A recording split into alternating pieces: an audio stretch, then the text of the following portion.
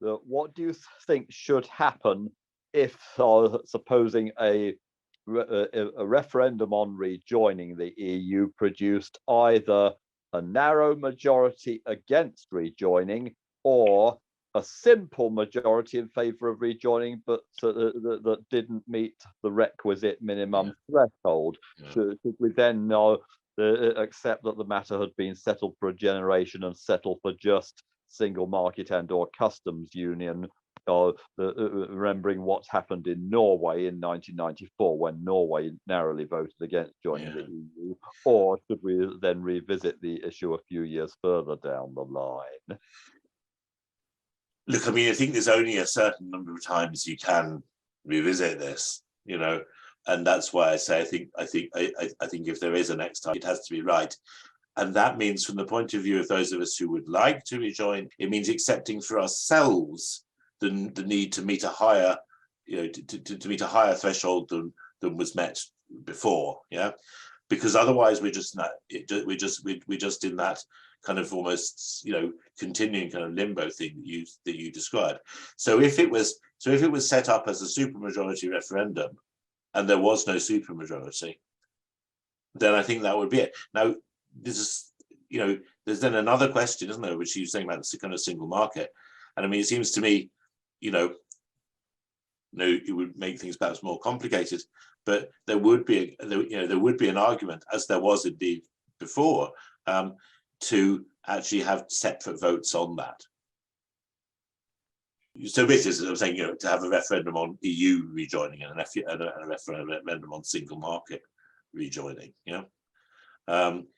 But one of the things that also makes me a bit uncomfortable in this is that we mustn't fall into the trap of the Brexiters of thinking all the time this is all about just what the UK wants and what the UK decides. Yes, it's also about the EU side, or EFTA.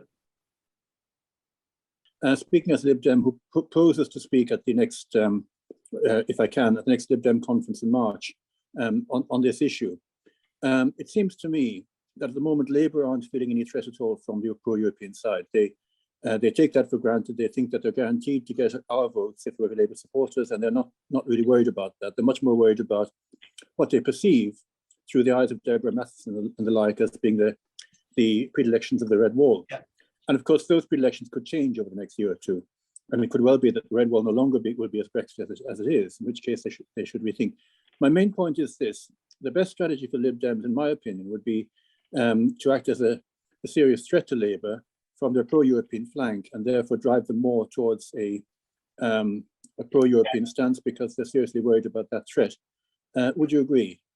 Yeah, I do, exactly. And somewhere recently, I think I wrote that the best scenario from the next election for pro-EU people is a Labour minority administration that is dependent on Lib Dem and other votes. And I think that's absolutely right. That's the only thing. That's the only thing which potentially will push. I also, by the way, agree with your implicit analysis, which is that I think that although I understand it, I think that Labour have always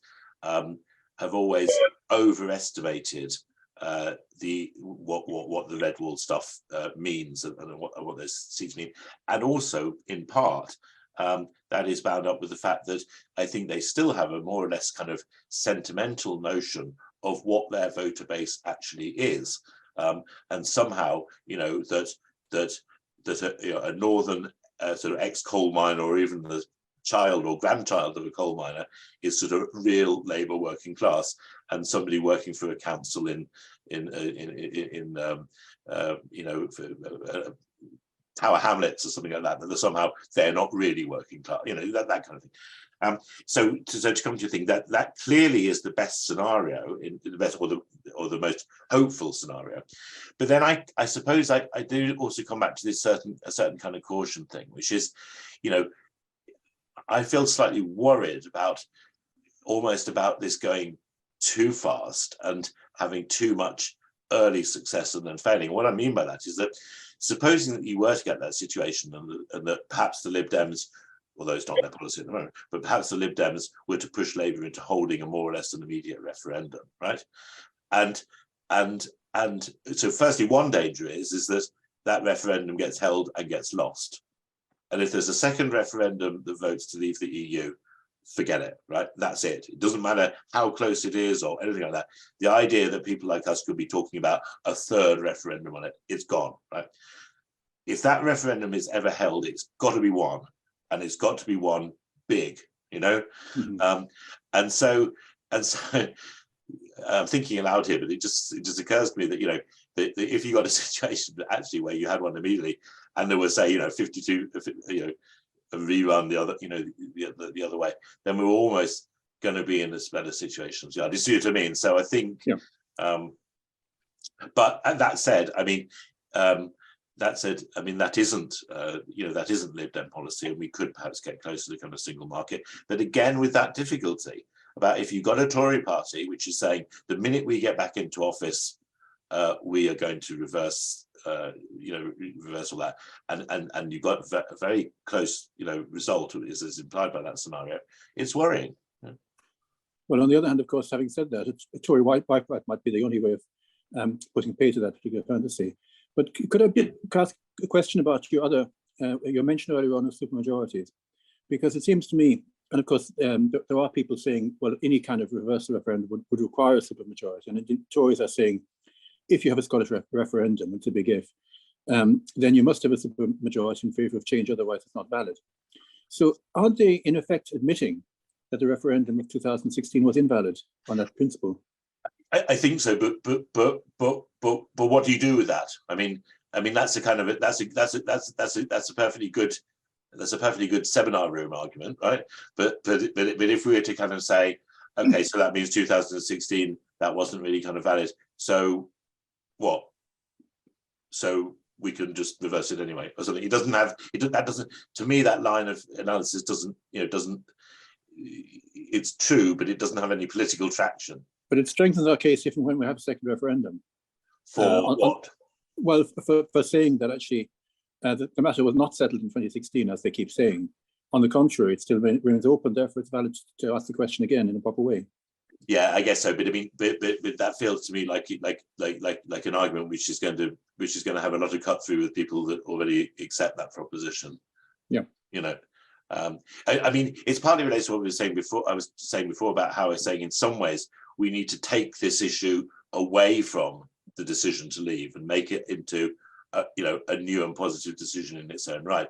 I mean, I've always felt that some leavers, people on the leave side, for far too long, clung on to this thing, and actually sometimes still do, about sort of saying, oh yes, but you do realize it was only advisory, don't you? And it's like, yeah, okay, yes, I do realize that, but that never had any political cut through, not because it wasn't true, but because there's a difference between what is legally true and what is politically true.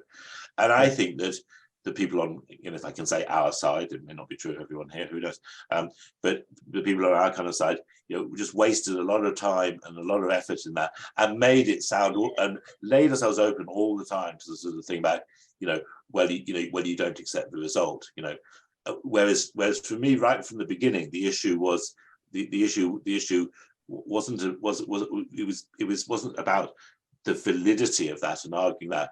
The issue was that Brexit in itself was going to be a terrible thing that was going to do terrible things to the country. Can I also start by giving a plug for Chris's weekly blog entry? I've been faithfully following it since 2016, and incredibly insightful and interesting. So thanks very much, Chris, and I admire your tenacity. Yeah, well, as you probably can hear, I'm a Scot, but I'm also an expat living in Germany, so I'm sort of watching this debacle from the sidelines. And the question I wrote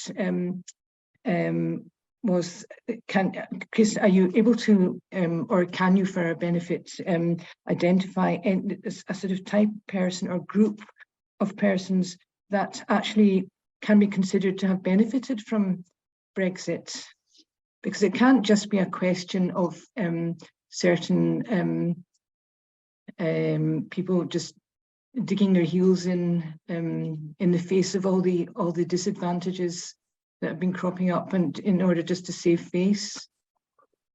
Well, I think that, I mean, there is may not be a matter of just of saving face, but I think that for a lot of Leave voters, actually, probably there is a thing which is just that they like the idea of Brexit, right? And so almost the consequences of it are irrelevant, so long as and the fact of it having happened is if you like, is sort of satisfaction enough. And that would be particularly also, and it would be particularly the case for, you know, for people who actually the immediate consequences don't necessarily affect them that much, or at least if they do, they don't really, you know, notice them or in the same way, or attribute them to Brexit. And they, you know, and if your sort of motivation was to give the elite a kicking, or to, you know, to own the libs, it's quite common to see that, you know, particularly on kind of social media, you know, Leavers who their real kind of pleasure of this seems to be the pain that they have caused to people like probably most of the people on this call, right? And so if you're that kind of Leaver, then that's, you know, it may seem perverse, but that is a gain in itself. And then, of course, clearly there are, you know, there are people who have, you know, some of the hedge funders and that kind of thing, you know, who have, you know, in a more economic way, perhaps kind of benefited for Brexit. But I think it's a kind of this. I mean, you sort of said, I think you said something like, you know, it couldn't just be a sort of an ideological thing, but I think that, you know, that for some of these Brexit, there is a kind of like an ideological fervor about what they see to be sovereignty and independence. You know, it doesn't bear any resemblance, in my view, anyway, to, you know, to reality. It doesn't have any substance, but as an idea, it's appealing in its own right. And once you're in that kind of position, and actually it's true of many other positions as well, it's very easy to kind of filter the evidence in ways that completely blind you to the damaging effects that they're having. I mean, if you were to read, or maybe you do, if you read something like what used to be called Briefings for Brexit, I think it's now called Briefings for Britain. If that or that kind of thing was the sort of diet of information that you took, then you would very easily just get entrenched in the position of, you know, well, Brexit has been a wonderful thing, and the only people saying it hasn't, you know, are in the pay of the establishment and blah, blah, blah, all of that kind of thing.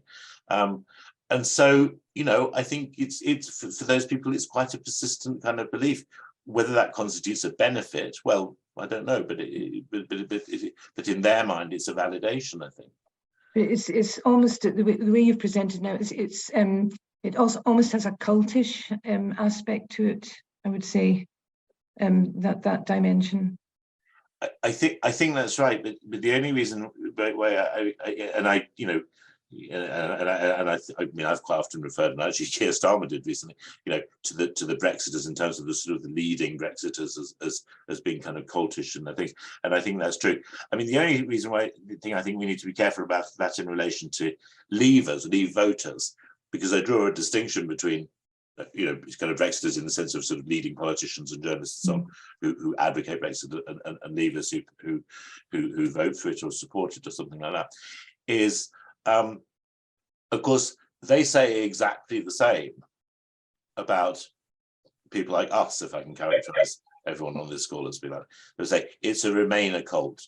Haven't you seen these FBPE Remainer cultists? No amount of evidence will ever dent their love in the EU and so on. Yeah? And so in a way, I think it's, and you know, I'm not sure it's a very kind of productive line to go down in terms of thinking about the politics of this. I mean, if people want to rejoin the EU, then they are going to have to persuade quite a lot of people who hitherto, you know, wanted to leave the EU. And I'm not sure to what extent that is really helped by sort of treating them as cultists. Does that make sense? So I'm being slightly contradictory here, because I'm saying, yes, I think they are cultists, but I'm not sure that it's a helpful way to think about it. Yeah, no, I was just, as I say, observing it from afar, as it were. Sure. Can I just ask a quick follow-up question? You laid some stress on the future generation or generations coming up. To what extent could young people's awareness of institutions and constitutional matters be raised through education at school, education in the curriculum? Yeah. Well, I mean, I'm sure the answer to that is that it could, you know, is that much more and much better could be done around. I mean, I don't know enough about what gets taught in terms of civics in schools nowadays to really kind of comment on that. I mean, what does often strike me, and not just in relation to Brexit, by the way, is that public understanding, and therefore presumably the education system in this respect, the public understanding of quite basic statistics is so poor. You know, you're even amongst, I would say, often, you know, amongst journalists and politicians, you know, not just the general public, that I think that and in a way that perhaps is also just something which is not about civics per se, but is about, although it feeds into it, but is about the development of mindsets which are able to analyze and understand evidence. I think that is really, you know, that is something which, but I mean, you know, this is not just something to do with Brexit, because you can see, you know, you can see similar things in relation to, for example, the anti-vaxxers, or, you know, that kind of thing as well. But that seems to me to be many. I mean, this is a bit of a sidestep, but many years ago, I was on a body which was called the National Educational Research Forum, and it was to do with with sort of a lot of it was to do with using educational research in order to sort of inform practices in kind of schools. And there was a guy who's actually dead now, who's the what was his name, Malcolm Wicks, who was the minister at that time for Minister for School Standards or something like that. And he had this sort of big line, which was to sort of say, you know, that literacy was hugely important, not just in itself, but because how can people be effective citizens if they're not literate? And I think the same applies for being statistically literate and for being kind of, I don't know, dialectically literate in terms of being able to understand and evaluate arguments and so on. So that's the kind of stuff that I think probably perhaps needs to be better taught in schools. Wondering if you think that the natural course of things will be to join the single market first, or are we more likely to rejoin all in as a full member? I don't know is the answer to that. I mean, I think, you know, in principle, it would be easier to make the case for single market because, and I think this is the view that the Lib Dems have come to, at least for the time being, that is an easier ask. A, because of the fact that that although many Brexiters will now say that isn't the case, you know, that for many of them that was actually what they meant by Brexit anyway, and so you know, it would be perfectly legitimate to say that honours the 2016 referendum, and so it's an easier ask in that way, and actually, you know, in a substantive sense, it is. It does, you know, it does, from a Brexiter point of view, allow them to, you know, avoid various kinds of things around, you know, or their ideas about, you know, potential sort of joint foreign policy and defence policy and all of these kinds of things. So I guess it is, I guess politically it is a sort of slightly easier ask, but I'm not sort of sure that it can necessarily quite be sort of seen as a sort of a, as if the one is a sort of a staging post to the next. If you see what I mean, it's kind of, it seems to me these are two kind of distinct things, and that if people's ultimate goal is rejoining the EU, then I think it's much better to be direct and to be honest about that, to kind of avoid these notions, very insidious kinds of notions of, oh, well, we were sort of tricked into it. Yeah. So I'm not sure that entirely answers, answers your question. It's also complicated because in some ways, I feel as if that that could have been the resolution of this in 2016, 2017, and that a lot of people on the Remain side would have kind of, sort of said they weren't that happy, but would kind of accepting and gone along with it. But it feels a bit less durable now because of the fact that for many people, positions have kind of hardened precisely because of what has happened since. I ask in terms of our campaigning, are we better off campaigning to re-enter the the single market, or? I mean, look, as I say, I think that's an easier political hill to climb, and it's easier to see.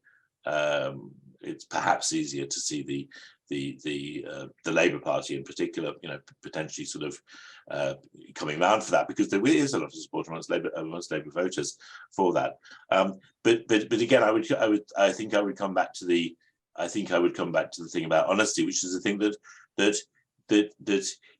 would be quite legitimate to campaign for that, while saying at the same time, our ultimate goal is rejoining. I still travel quite a lot in Europe for my job, and having come back from Tesco in Camberley this afternoon, it brings back memory one of my favourite jokes, which is, what's the difference between Tesco in Camberley and Tesco in Prague? And the answer is that Tesco in Prague has food in it. And I think that kind of just how badly Britain is beginning to settle into second or even third division, status is not being really pushed. And that kind of brings to the one question I had, which was, given how much you've shown the polls have moved without anybody pushing it, what do you think would happen if there was a serious political party of any stripe, or even some new one, pushing it, if the media had more balance, if they were having people from the European movement, for example, on saying rejoin now, Brexit failed? How much more do you think we could get? And in principle, you'd think the answer would be more. It's difficult though, isn't it, that because you can also sort of see how, in some ways, I actually think, although it's been frustrating, it is actually more desirable that the disaffection with Brexit has come with relatively little, relatively organically, if you like, with relatively little leadership, because as soon as you begin to get leadership around it, you also then tend to get, that becomes more kind of polarizing, if you like, and that. So if we're talking about Starmer, although I think you were more talking about Lib Dems in your well, anyone, even another party, but then it kind of like getting people to sort of change their minds from entrenched positions is very difficult, and the more, in some ways, it's kind of paradoxical, but the more, say, Starmer or Ed Davey perhaps would sort of bang the drum, the more that it kind of becomes, well, either, oh, well, this is just the preoccupation of some sort of, cultists, right, to reprise an earlier kind of discussion, or at least, for everybody for every person who kind of says, oh yeah, now I can see that, and for someone else, it maybe pushes them back into the kind of the cult. I think that in some ways I think about this a little bit differently, which is that, although I don't quite know how to operationalize this, but I think that as a political message, but I think that one of the difficulties here may be that for those of us who are very interested in Brexit, we want to articulate this all in terms of Brexit, right? And of course how it connects to other things and so on. Whereas I think the more important thing is to build that into, I'm not expressing this very well, to build this into a future offer, right? At the moment, if you talk about joining the EU, then you're talking about reversing Brexit, because by definition, we're so close to Brexit that these seem to be one and the same thing, right? When we joined in 1973, joining didn't have associated with it reversal of the previous, right? I mean, obviously it was reversal of the previous, right? But it didn't have that kind of connotation. And so it was simply a question in its own right. Yeah. And so I think part of this process of the bruises and the scars of the referendum and what came afterwards, it healing, is to kind of, in a way, not for this to become less a question of the reversal of Brexit and more a foreign policy and economic choice in its own right. Yeah. Does that kind of make sense? And Yeah, so not, I think that, you know, there's a lot of bigger reforms needed in the UK around voting, political party structures, media, you know, economic policy, long-term, you know, the country is quite broken. And I get very frustrated that all the media debates are, the Tories might do this or Labour might do that, as if no other options could possibly exist. well, yeah, I mean, that's a fair point as well. But the other thing is that, you know, about packaging these things kind of together. And I think it's, you know, I mean, just to give a small example, I mean, one of the reasons we're in this bloody mess about Brexit deriving from the referendum is because of the inadequacy of the constitutional settlement over devolution. So the fact that we could have a situation whereby we could leave the UK without all the leave the EU without all the constituent, and in particular Scotland and Northern Ireland, actually there being a majority for all that then.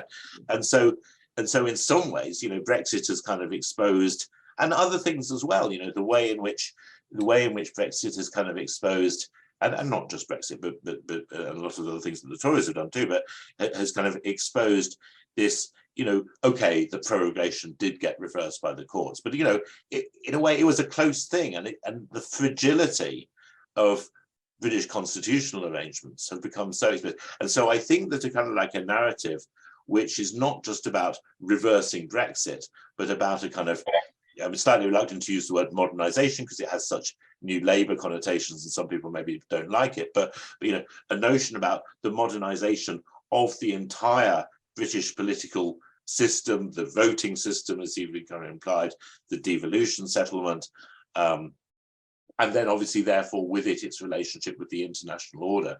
But I suppose, you know, if we had an MP on this call, they might kind of say, yeah, that's fine, but when you knock on doors, no one's really interested.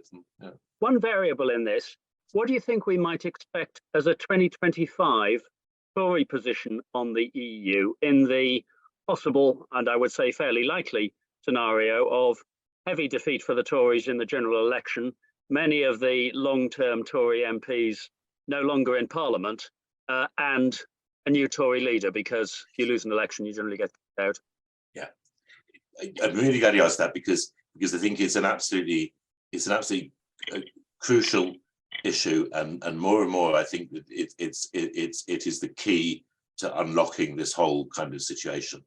And what I mean by that is the fact that if that were not the outcome, and the Tories lost, but not, you know, but it was a close result. If that was to be the outcome, and they then continue on, you know, an absolutely hardcore Brexit kind of approach, that is going to make it enormously difficult for any of us to get out of this, because it makes it so much more difficult for a Labour government or a minority Labour government to actually, you know, because it's not just a matter of just hopping on and off a bus. It's not just a matter of just changing direction. It's about making that a sustainable change of direction for us and for the EU, right?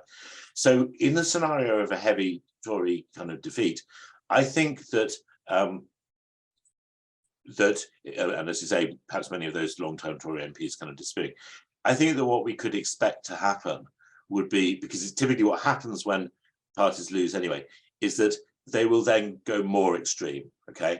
And there will be, certainly even with a clear out of some of those MPs, there will be someone, there will be people left, you know, I know, Suella Braverman, say, for the sake of argument, you know, someone like that. And they will then take the Tory party into an even more hardcore position, which will be saying Brexit has been completely betrayed. It was betrayed by Sunak, by Johnson, by May, etc. Right? I mean, that narrative is already there anyway, right? But I think it will. I think that will become dominant within that Tory party, and then and also at that point, the ECHR thing that so many of them are so keen on, that will also come to thing. And so that will be, and that again, I think is why, in some ways, although I feel, Labour infuriating and they caution, I also understand it. I understand it for all kinds of reasons, but that's one of the reasons, I think, because of the fact that then that really kind of keeps the issue bottled for another 5 years or something like that, right? Because there's this vituperative, loud noise about Brexit withdrawal. But so the issue then, I think, and this is another of the reasons why I think the timescale is so long, that you got to envisage a situation where that extreme what in your scenario is a rump extreme Tory party loses another election, right? And then when they've lost that election, potentially things change, and they might change in two ways. One is that might be, they might just drift off completely into irrelevance, and there's a new centre-right party or something like that, or more likely that they kind of come back into a sort of a more centre ground kind of position, in which and actually even by that point you could, I've heard quite a few people saying, and it's not as mad as one might think, that one of the more likely routes to the UK going back into the single market would actually be a Tory government doing that, So in that scenario, we're now two elections ahead. I mean, these things become very difficult because so much else can change at the same time. You can't predict it, but you can think of different kinds of scenarios. And so that I think is the likely direction of travel for the Tories.